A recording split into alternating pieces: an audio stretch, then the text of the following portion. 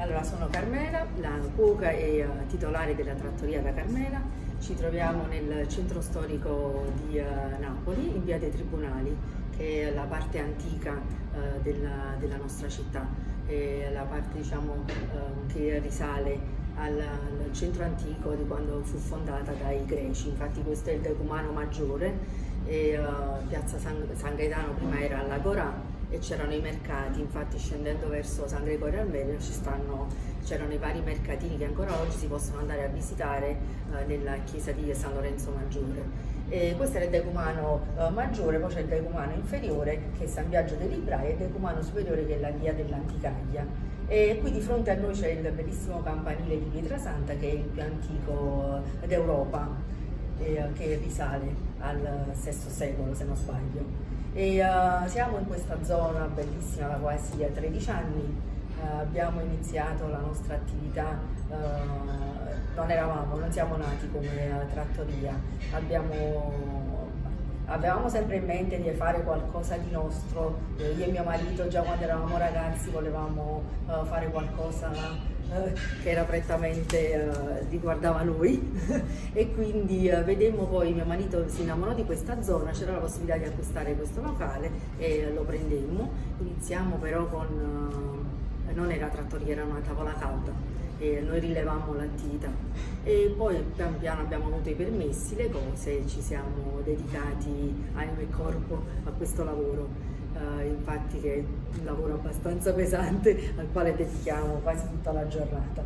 In questo locale ci sono io, mi avvalgo di alcuni collaboratori, a volte all'inizio veniva anche mia mamma a dare una mano, mio marito viene il sabato e la domenica nei momenti di festa a darci una mano e altri ragazzi che ci aiutano sia in sala che in cucina.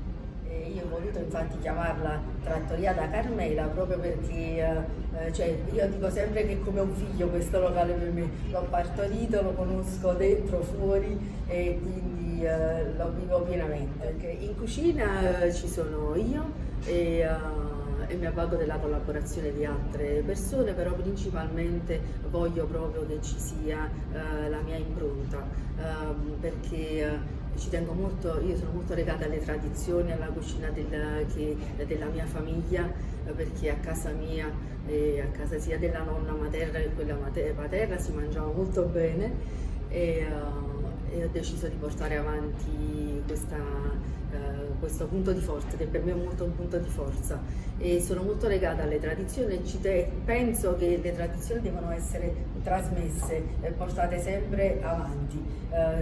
E infatti i piatti tipici, diciamo, delle tradizionali sono quelli che durano negli anni. Ci sono dei piatti napoletani che hanno 500-600 anni, adesso invece nella modernità un piatto magari pure se fatto benissimo non penso abbia questa capacità di durare tutti questi anni. Tutti i piatti della tradizione napoletana sono piatti molto poveri che nascono da cibo di recupero e mi piace molto l'idea che sono piatti che la maggior parte l'hanno inventata delle casalinghe, delle donne che comunque lavoravano in casa e in base alle cose che recuperavano anche dal lavoro dei mariti facevano dei piatti strepitosi con proprio pochi ingredienti che sono rimasti poi veramente nella storia.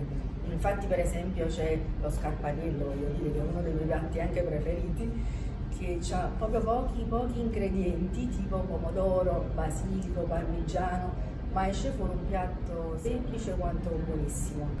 E i piatti proprio tipici della tradizione, tipo appunto scarpariello, la genovese, il ragù, e piatti che si cucinavano nelle cucine di tutta la città. Infatti e soprattutto sono piatti della domenica, piatti della famiglia, piatti che ricordano lo stare insieme.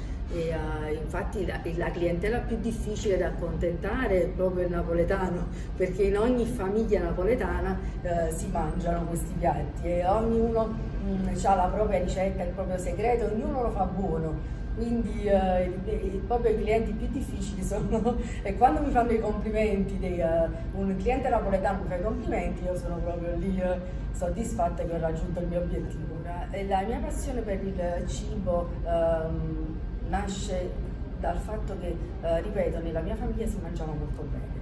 E, il cibo lega, il cibo crea comunque, fa famiglia, a tavola ci si riunisce e quindi per dire la domenica era il momento per cui zii, nipoti, nella preparazione anche delle pietanze partecipavamo tutti quando eravamo bambini. Io mi ricordo quando si facevano le passate di pomodoro, era un momento che stavamo tutti insieme, grandi, piccoli, nonni, zii, nipoti, e questo era molto bello. Poi anche dopo preparare quelle cose che avevamo creato ci rendeva molto, molto felici. Allora, uno dei piatti che noi proponiamo, che è uno dei nostri punti forti, è la genovese.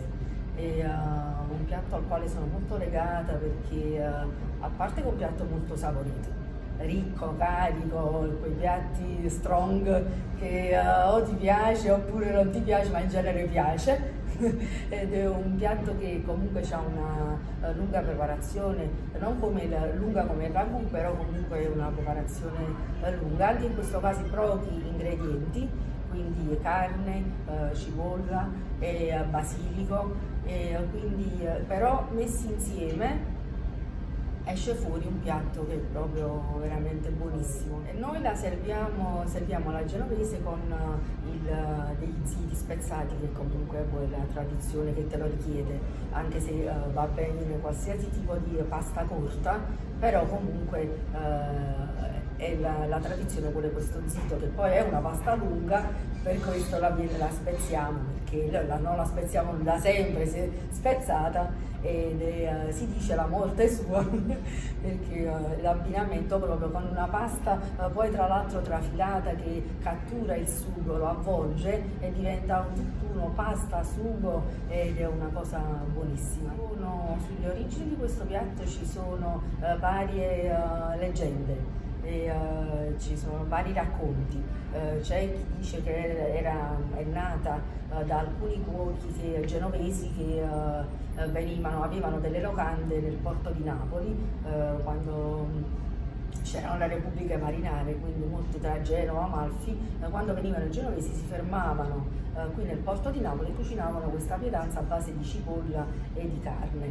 Altri invece dicono che era un cuoco napoletano che chiamavano o genovese e che lui faceva questa pietanza, e a noi piace pensare più questa seconda ipotesi, però ce ne sono varie, questa è quella più accreditata. Se dovessi spostarmi dalla mia città sicuramente porterei con me qualcosa per poter fare la genovese, perché altrimenti non fosse. Noi napoletani siamo molto legati al cibo, quindi ovunque andiamo poi desideriamo mangiare il nostro cibo. Quindi le cose che dovrei portare appresso sicuramente la cipolla dorata, quella ramata di Montora ancora meglio, e la carne penso la potrei trovare ovunque, però cipolla, basilico non possono mancare assolutamente, anche il parmigiano e il pecorino.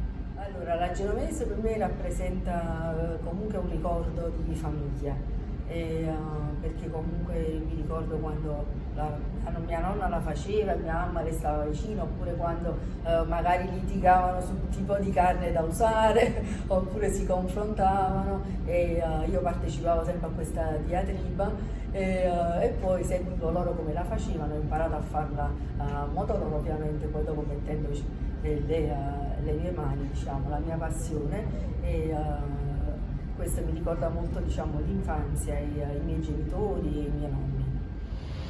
Adesso vi faccio vedere come la preparo io. Gli ingredienti sono la carne, io utilizzo il muscolo, e poi abbiamo sedano, carote e cipolle per il soffritto, i pomodorini del pieno che non possono mancare e il basilico, che anche questo non può mancare. Iniziamo con la preparazione, ci facciamo un bel trito di sedano, carote e cipolle, in modo che diamo un po' di sapore all'olio. Mi piace che l'olio si insaporisca un po' di vari sapori, in modo che poi vanno anche nella carne.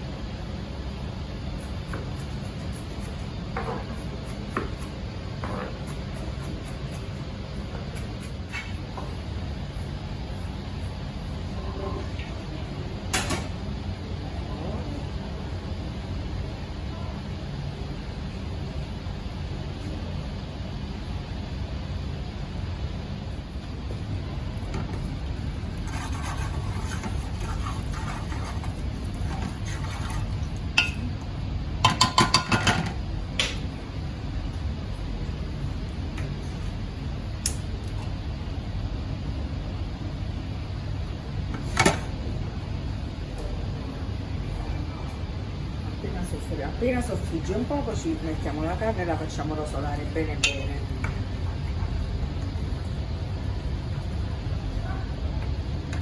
In modo da legare tutti il sapore dentro.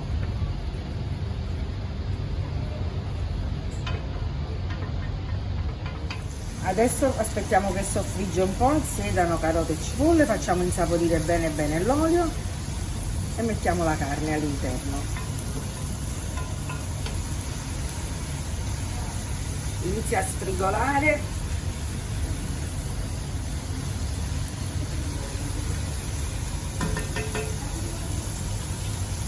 Adesso mettiamo la carne.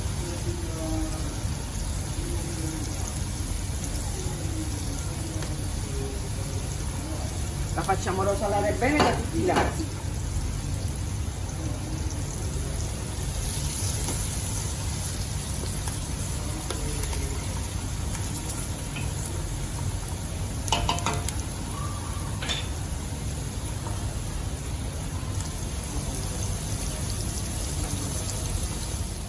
Tagliamo i pomodorini del pieno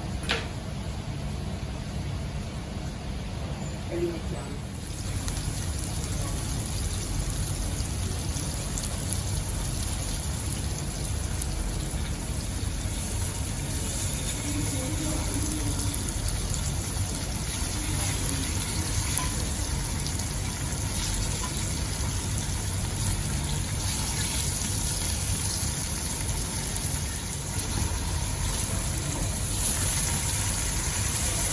Facciamo rosolare bene bene, questa crosticina ci serve per formare quella crema. Adesso sfumiamo con un po' di vino bianco, poi dopo aggiungiamo le cipolle e lasciamo cuocere per 4 ore, 3-4 ore.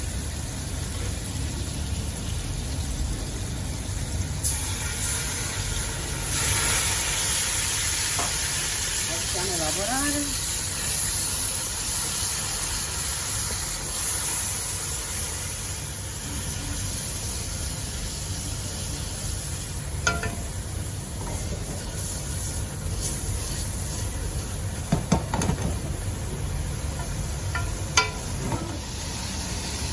Spezzato a mano.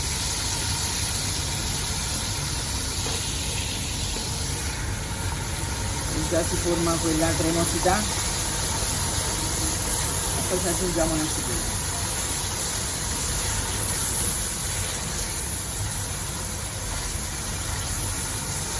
Adesso mettiamo le cipolle.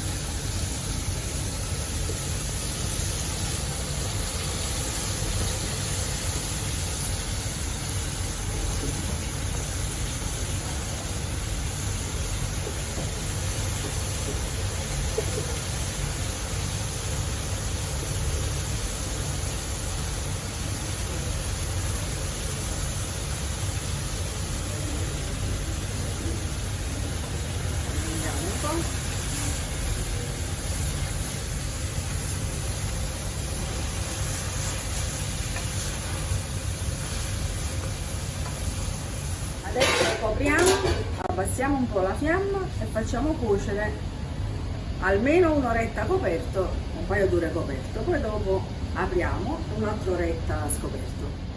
Questa è ancora la genovese in cottura, ha ancora un po' di cottura da fare.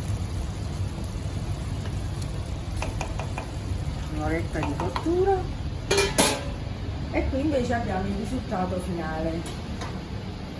Questo dovrà assumere questo colore un po' più scuro, cremoso,